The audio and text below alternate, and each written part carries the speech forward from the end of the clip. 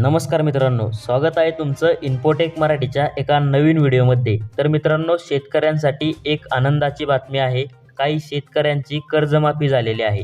तर कोणते असे शेतकरी आहे ज्यांची कर्जमाफी झाली आहे ते आपण या नवीन आलेल्या जीआरच्या माध्यमातून पाहूयात।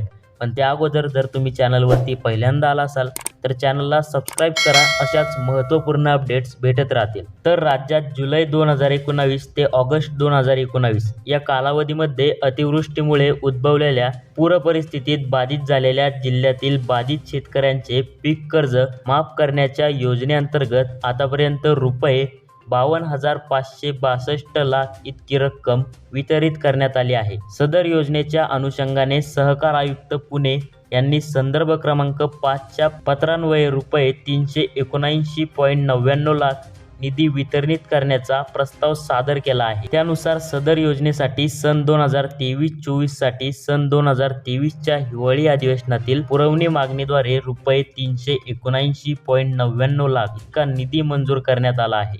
त्यानुसार निधी वितरणाचा प्रस्ताव शासनाच्या विचाराधीन होता। तर शासन निर्णय काय सांगतो पाहूया।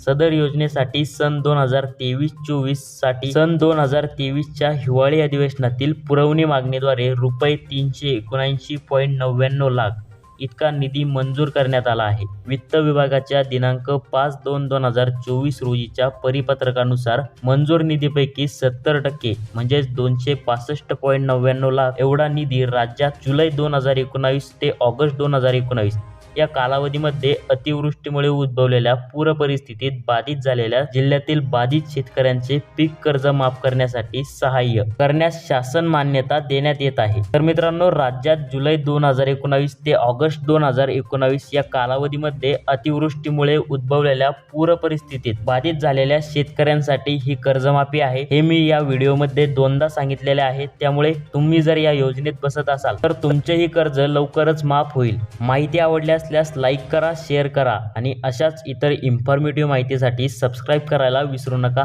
धन्यवाद।